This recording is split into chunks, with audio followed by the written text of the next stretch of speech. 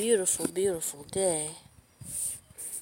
And that's my Tulsi, or alias Holy Basil.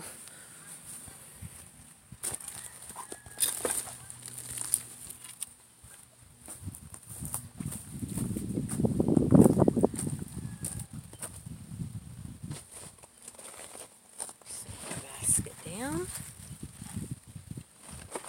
here and see if I can't get me some.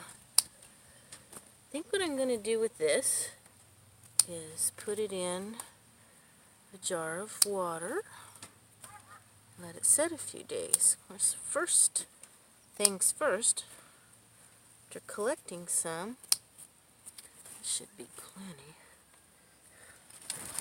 I need to wash it good, make sure there's no bugs. Something that I do that I guess some people frown on, but I do it anyway. I use Himalayan pink salt anyway, which has lots of minerals, so it's good for you. But when I'm cleaning it, I'll sprinkle a little salt over the water. So if there's any worms or anything, they'll fall off. But then I strain my water before I drink it anyway to keep out extra leaves and stuff when I just want to drink my water. But yeah, this is your Holy Basil. If you want a close look, notice the shape of the leaves, the serrated edges, the little, if you can see up, I don't know, there's those little tiny fine hairs. But there we go. I'm hoping you can read this board because I want to talk to you about a few things on the Tulsi basil. Here is a piece of it. I don't know if you can see the serrated leaves, and if you look real close you can see the little hairs on the stems. Hopefully you can see that. And that's the little, what do they call them, racemes, the little flowers. These are purple. But anyway, I wanted to talk to you a little bit about the plant.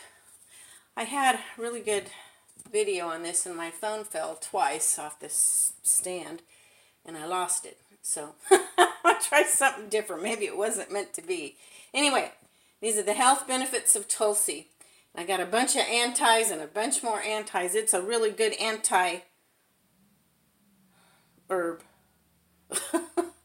Okay, it's anti-inflammatory, which is really, really good because most of your big diseases that so many people in our country have and around the world, but especially in our country have today, like diabetes and arthritis, and so many of them are, it's the inflammation in there that makes it worse. I have a partial blockage, and if I don't keep the inflammation out of my gut, it gets bad. I mean, it gets very, very painful. So I try to get anything that's anti-inflammatory that I can, and I've went for almost a year now without the horrible, horrible pain.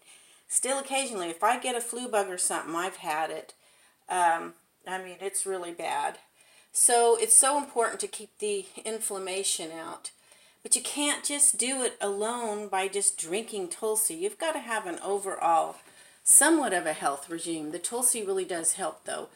But if you're eating junk food every day and all kinds of sodas and not getting your rest and really stressed out, I don't care if you eat and drink a ton of Tulsi, it's not probably, well, it may help a little bit, but it's not going to really do too much good if you're doing all the other things to negate it. So it's really an overall thing. And some herbs work better for you in certain areas than they would another person, because every human body is different and reacts to the herbs just a little bit differently. So you have to kind of try the herbs and find the ones that really work for you. And it takes a period of time. You have to try them for a while.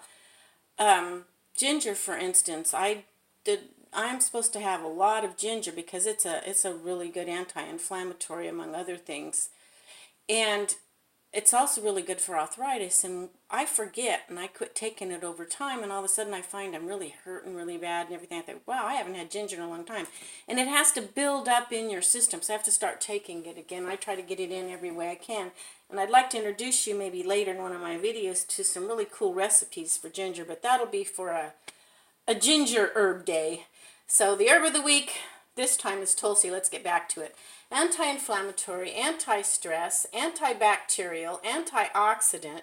It's a blood purifier. It's an antifungal, anti-diabetic, which is really good. And it's probably anti-diabetic, one of the reasons, because it's anti-inflammatory. They say anti-cancer, so maybe it helps you fight off so you don't get cancer. Anti-allergic, anti-aging. Yay! I need that one. Although it's a little bit late. I'm getting up there already, but no, it really is supposed to help you with that. Digestive, as I said. Beautifying. Oh boy. Let's put a big star by that. I could use that one too. Immunomodulators. And there's more. This is just a few of the things that Tulsi can do. So Tulsi is an absolutely great herb. Now, I am by no means a doctor. I don't claim to be or anything like that. This is just stuff that I've studied over the years and learned, and by experimenting with the herbs themselves. I'm going to get busy here now. I'm going to let you guys go, and I'm going to make some Tulsi water to drink.